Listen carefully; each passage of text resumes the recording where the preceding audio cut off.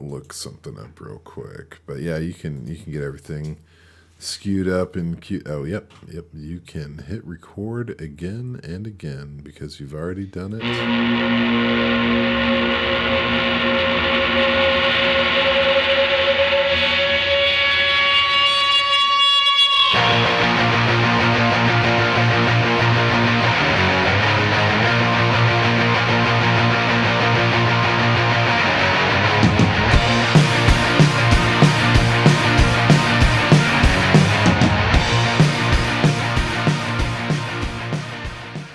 What's up? Welcome to Boxscore Boomers. It's week 12 in the college world. We're going to recap it. We're going into week 13. Things are getting a little wild. You know, we're about to enter the last week before we get into conference championships and then start getting into bowls. So it feels like it's winding down, but it also feels like as far as looking at true prospects and what's coming up for the draft next year, we're really just getting started. The bowl games are when you really hone in on teams, you hone in on the players you like, and you put yourself in front of the action. You know, I watch football, college football here and there, have for a couple of years, but like I feel like the bowl games are like the World Series. Like I don't watch baseball, but I never miss, you know, the World Series, you know. Right. So that's where we're at. It's getting real exciting, and these names are starting to become a little more familiar. So without any further ado, thanks for joining us. As I always say, it's the RDR affiliate, the Boxscore Boomers, and here we go. I'm taking notes for my fantasy league. I know you are. League. I know. I'm acquiring 2024 picks, and I encourage you all to do the same.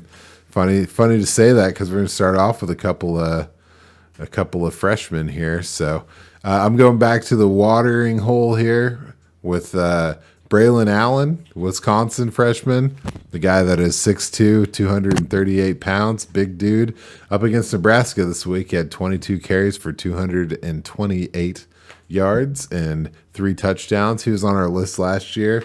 Pretty excited about him. Last week. And speaking of last week, we got Lou Nichols, Central Michigan freshman. Oh, yeah. The guy is 5'10", 220. He had 32 carries for 219 yards and 3 touchdowns against Ball State. So these are two guys that are back-to-back big time games.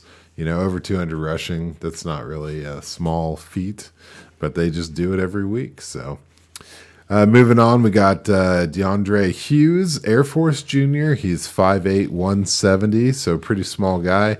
This was a game up against Nevada, you know, our favorite team over there. Should I just give the Cole Turner update? I think I mentioned it last week because it was a Friday game, but 5 for 54 and 2 touchdowns. So Cole Turner, 5 catches, 2 touchdowns. Not to take away from DeAndre Hughes. Continue, sorry.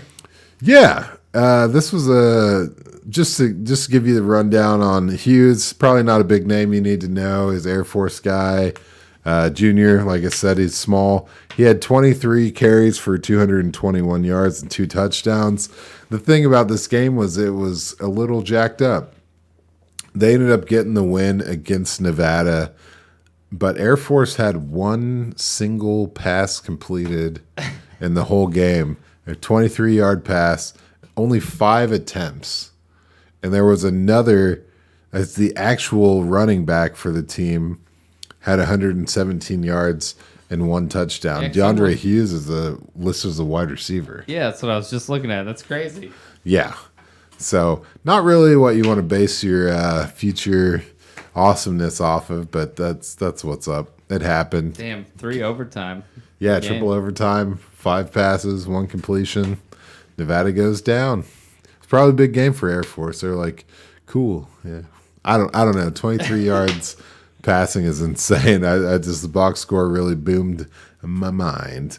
So moving on, we got Bryant Kobach out of Toledo. He's a junior, 6 foot 210, 21 carries, 203 yards, and 4 touchdowns. Ooh. Against Ohio University. No. The Ohio University. Yes. Ohio. Next up, we got Zach Charbonnet. UCLA. UCLA. La la, ooh la la. He's a junior, 6'1", 220. He had 28 carries, 167 yards, and a touchdown against USC. Not the best USC team, apparently, but, still USC. R.I.P. R.I.P. Drake London. Drake London, single tears. Yeah, they'll be looking for a new coach. Have been for the whole season, actually. Mike Tomlin? Hey, fuck off, man. You don't ask. That was so funny, that Mike Tomlin. Yeah. What did he say? You don't ask Bruce Arians those kind of questions. Anyway, I got a quarterback in here for the rushing numbers.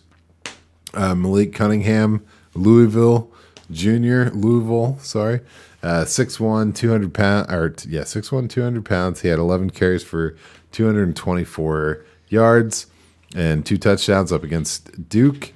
And we've seen a lot of Russian quarterbacks that are like, I'm running, don't worry, hold my beer. Someone else can pass. This guy actually had 5 passing touchdowns in this game, 303 yards. Yeah, it was a hell of a game, man. He actually passed for 4 touchdowns last week, but yeah, this was 62-22. So he had 7 touchdowns total? Yeah, 2 on the ground, 5 through the air. So last week he only had 17 yards rushing. So he does do both pretty well.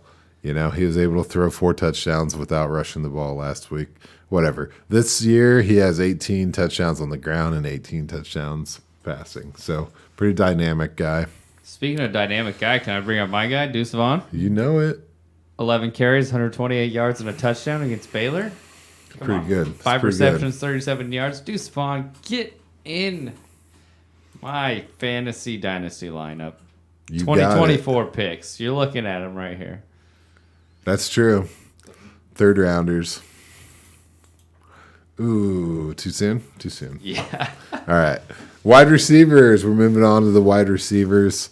And actually, to circle it back, it is that time of year when things are starting to get a little exciting in the world of college football. People are starting to name names and give out accolades.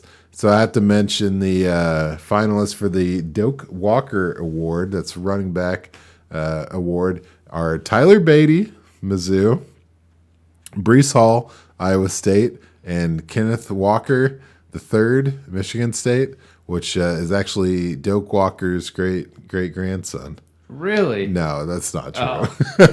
You have me. Fuck, dude. I mean, it could be true. I have no clue.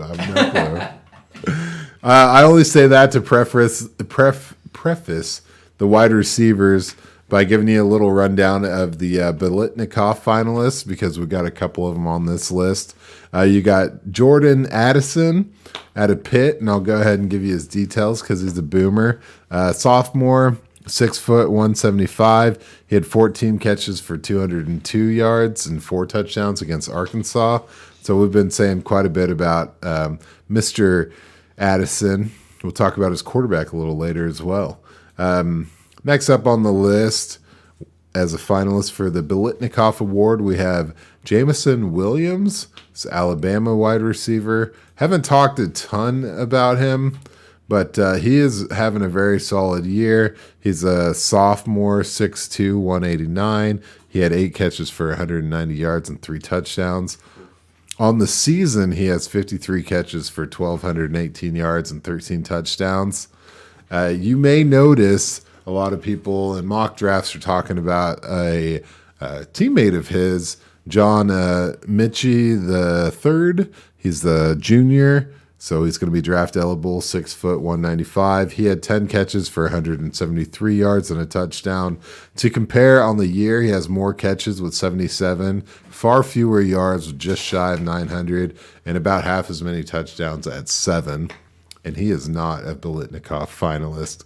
But the third and final Biletnikoff finalist, I just love saying the word Biletnikoff, is not on the Boomers this week, David Bell. Oh. Purdue wide receiver that you guys know I'm crazy about. But his teammate, Milton Wright, out of Purdue, is a junior, 6'3", 195 pounds. This past week, he had 8 catches for 213 yards and 3 touchdowns. That's a 26.6 yard average.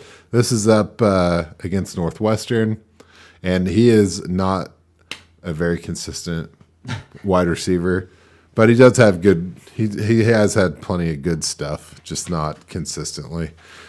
So we say all that to get back into the mock drafts, back into the talk. One of the top guys coming off the list this year in the mock draft world is Traylon Burks out of Arkansas.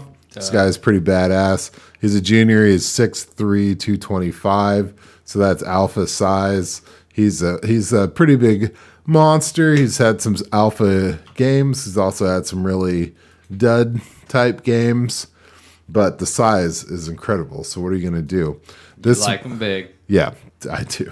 This past week, he had 8 for 179 and 2 touchdowns against Alabama. So big game against a big competition. Showing up, coming up big. Can't complain about that.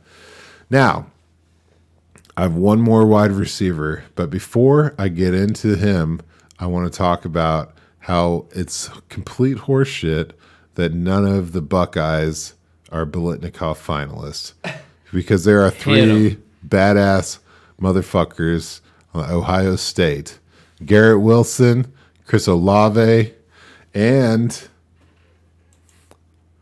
the young man Jackson Smith Najibba.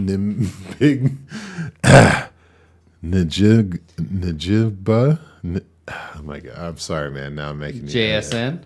JSN. Najib. You know how we do. Yeah, I don't know, man. Jackson Smith Njimba. I've said his name several times, and then now I can't. So sorry about that, AJ. I make your life harder. Anyway, Ohio State needs to be represented here. Romeo Dobbs is my last guy.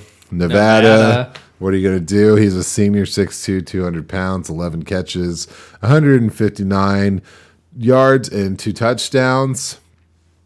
So at this point in the year, he's at 1,000 yards and 9 touchdowns. That's what he did last year. Kind of building on it. He's a pretty solid player, especially for a senior, a guy that might actually get some run in the NFL draft. So love to see it. Excited about him. But fuck, I mean, what are you gonna do? What are we talking about now?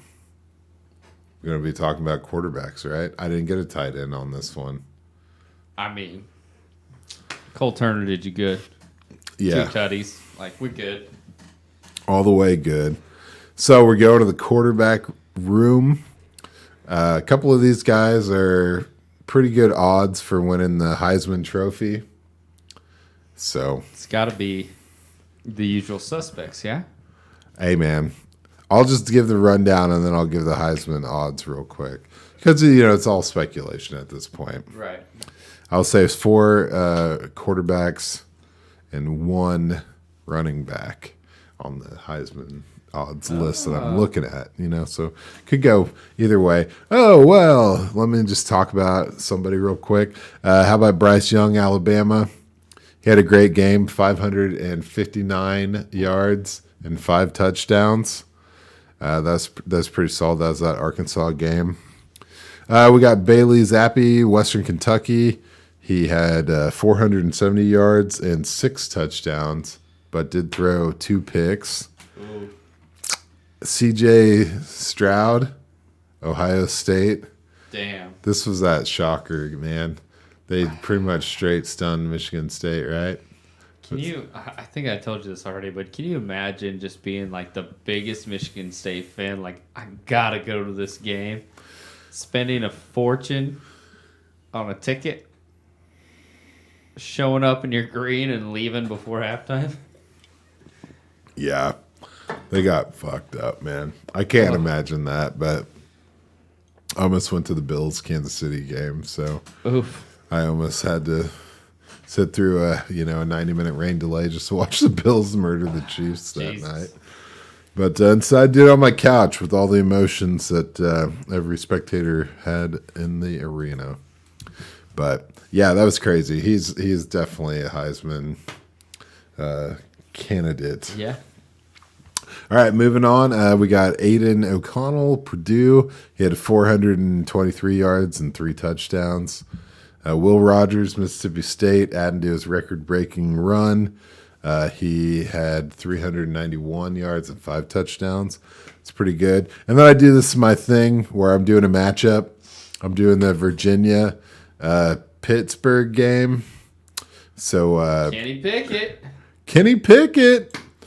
He had 340 yards, 4 touchdowns, and 2 picks.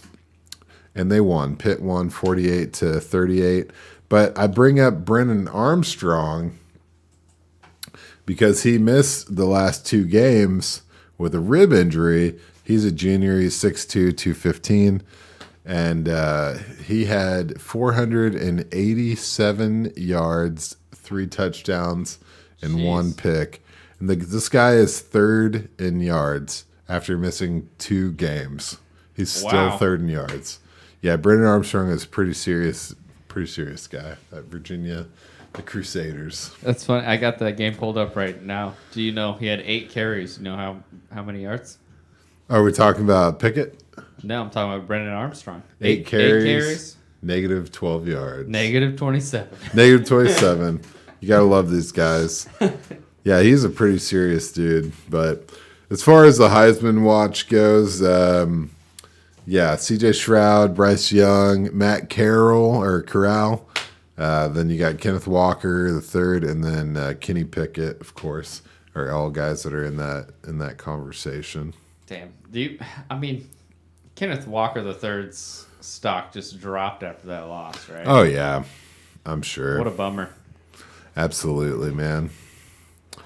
But yeah, these same quarterbacks are in the David O'Brien Award category. Same kind of. There's an award for every position. I can, There's even a tight end one, but it's not listed on what I'm looking at right now. So I have to get back and see where Cole Turner's at on the tight end award. Yeah. But yeah, man, that's your box score boomers for week 12.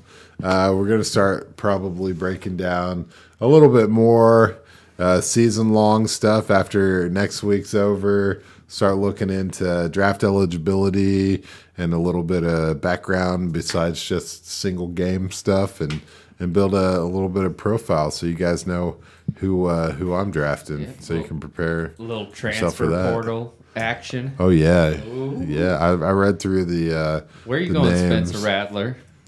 Yeah. Poor guy. I guess. I mean,